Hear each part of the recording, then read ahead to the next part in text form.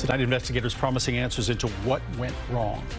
Welcome back. I'm Brennan. And I'm Kristine Johnson. Officials are saying there are no survivors after a passenger plane and an Army helicopter crashed near Reagan National Airport. American Airlines says the flight from Wichita, Kansas was trying to land when the collision occurred.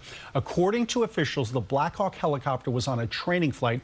A recovery effort is still underway for 67 victims of the crash, among them a group of figure skaters, their coaches, and family members. We have team coverage of this deadly collision. Let's begin with Erica Brown. She joins us now live in Washington tonight. Erica, thanks for your time. You know, the NTSB just gave an update late this afternoon. What can you share with us about these recovery efforts? So the recovery efforts, Kristine, remain a priority to retrieve the remains of those passengers. Additionally, to find clues as to what could have possibly caused this midair collision. Right now, the NTSB says that they have yet to recover the critical black boxes that will help give them insight on what went wrong, but they are confident that they will be able to retrieve it. As you mentioned earlier, CBS News has learned that 40 bodies have been recovered by authorities, and the NTSB says that they are coordinating with family to make sure that they have the latest information.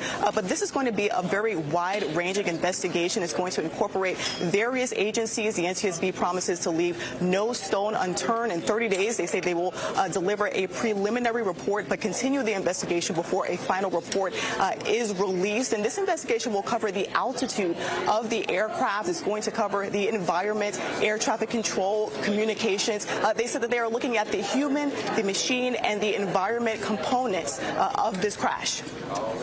And Erica, the Defense Secretary Pete Hegseth said the chopper crew was fairly experienced. They were doing a required training flight. Any indications from what we've heard as to what may have caused the crash? Well, Dick, that is what the NTSB is saying they are working diligently to get to the very bottom of right now. As I mentioned, they're focused on the components, the many components that could have contributed to this, the environmental components, visibility, the altitude, the path of these aircraft, the air traffic control staffing, and the communications between air traffic control and the pilots. They have been conservative in distributing some of this information because it is still very early in the investigation, but right now they are working diligently. The priority, again, being trying to retrieve some of the remains of the victims that perished in this crash. Speaking of those victims, Erica, we did learn that there was a group of top figure skaters, even some coaches, some parents on this flight. What more can you tell us about them and any other victims that you've been able to ask questions about?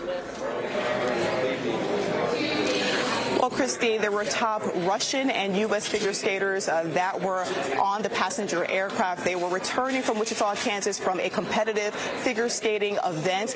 The organization, U.S. Figure Skating, said that they were devastated by this unspeakable tragedy. And as you mentioned, this included athletes, coaches, and family members. We also learned the identity of the helicopter chief crew, Ryan O'Hara, a 20 man in his 20s, who leaves behind his wife and a one-year-old son. We also learned that a Maryland-based labor organization said that 4 of their members were also passengers on this aircraft. And so we're still learning more about the identities of the 67 people that perished in this collision. Kristine?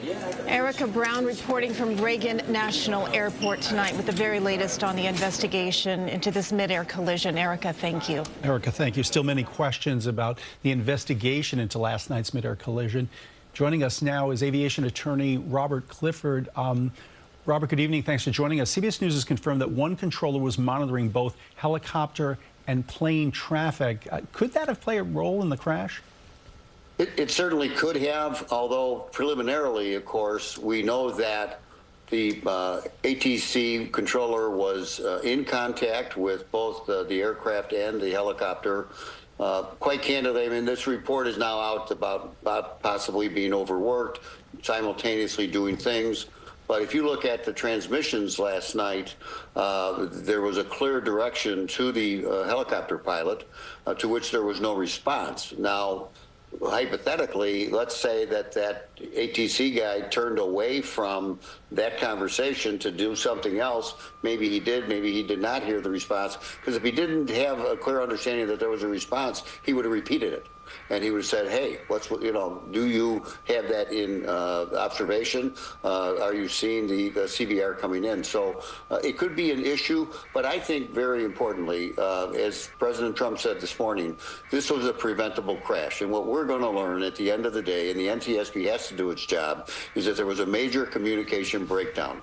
And that communication breakdown, particularly at this airport, where it's very congested, where you have both the aircraft and the helicopter in the same airspace at the same time, setting up a perilous system that needs to be immediately postponed. We are calling for expert witnesses, myself, other lawyers who know this area, are calling for the immediate stop of all helicopter traffic within the Reagan airspace. Do you feel as though that it's just too busy there? Is that your concern? It's too congested, too small of an area? That's right. Absolutely. Bear in mind that Reagan is a restricted airspace area because of the Capitol. And as Senator Warner said this morning, there are longstanding reports about potential near misses associated with the congestion. And that is a problem for that airspace. And, they've reopened the airport now. So are you concerned that they shouldn't be reopening the airport?